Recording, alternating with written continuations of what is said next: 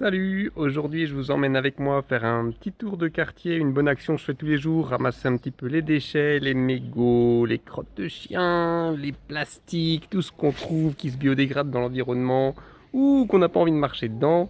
Tout ce qu'on a besoin c'est quoi? Quelques sacs plastiques, un gant, quelques sacs de crottes de chiens que vous pouvez prendre dans les bornes gratuitement, vous en prenez quelques-uns avec vous. Et puis voilà, c'est parti! Voilà une scène que vous avez déjà vue souvent. Ça, il y en a plein partout. Et quand on en trouve un, on en trouve 10. Et ça vous en voyez un peu partout chez vous. Et plus vous regardez, plus vous en voyez.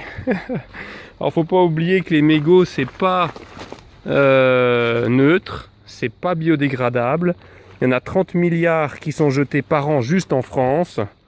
40 milliards de cigarettes sont vendues chaque année, 30 milliards finissent par terre, 25 000 tonnes de mégots finissent dans la nature chaque année en France.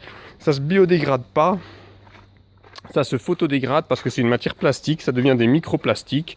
Et les microplastiques, ils ont un CDI pollution, c'est-à-dire qu'ils ont une durée indéterminée à rester dans l'environnement, puis à venir dans vos assiettes, dans votre corps, dans la nourriture, etc., etc.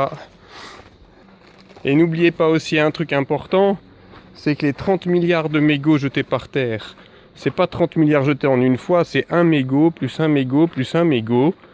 Et 30 milliards de fois, et ben pour les ôter, faut faire la même chose, c'est 30 milliards de fois, il faut faire le geste de les reprendre et de les jeter à la poubelle pour qu'ils soient incinérés, espérons, ou enfouis, en tout cas stockés dans un endroit où ils devraient être traités, quoi. Oui, oui, oui, ça n'en finit pas. Et ici, mais c'est l'hécatombe.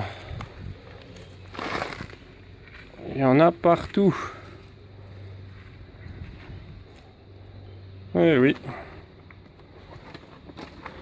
Ça a l'air de rien comme ça, mais en fait c'est un petit geste qui éduque aussi tout le monde. Ça permet un moment de vigilance. Quand les gens me voient faire comme ça, ils regardent un peu autour d'eux, ils se disent « Oh purée, c'est vrai, il y en a plein !» Alors qu'avant, ils passent dessus et on les voit même plus tellement il y en a, quoi. Ah oui, une catastrophe.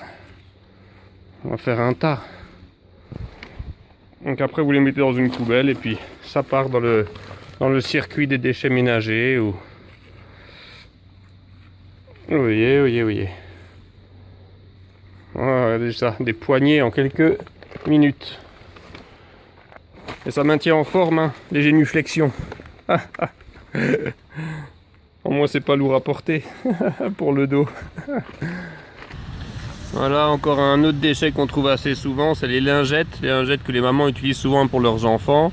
Bien pratique, mais c'est du plastique, ça se biodégrade pas. Et aussi ce qu'on trouve souvent, amis cyclistes, amis parents, vous le savez, si vous avez des enfants qui tombent dans les parcs, etc., c'est tous les bouts de verre, les canettes cassées, les bouteilles de vin cassées, etc.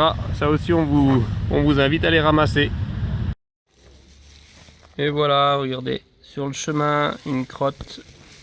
Alors elle peut sembler sèche, etc. Demain il pleut, ça redevient mou, on marche dedans, personne n'a envie, vous prenez un sac plastique, hop, vous ramassez un petit peu, vous refermez, et l'affaire est dans le sac. On finit notre petite balade près d'une poubelle, là où on a commencé.